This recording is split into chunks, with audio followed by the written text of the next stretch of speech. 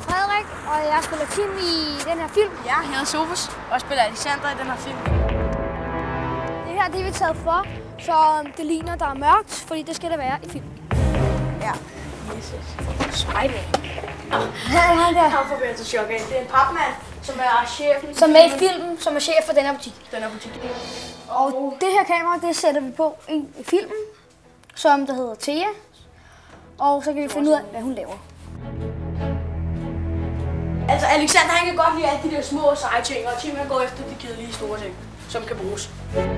Og vores pandelygter. Vores pandelygter, ja, det er rigtigt. Tim har sådan en stor klodsring, og jeg har sådan en smart Revy en her. 66, tredje gang. Det her kamera, det sætter vi op på skolen. Det er sådan her kamera. Sådan her. Det er det, vi sætter op, ja. Det er det, vi sætter op på skolen. Ja, og det er sådan nogle små nogle, som så der. Den hedder Zoomerne, fordi vi har stjålet de der kameraer for Tims mors butik.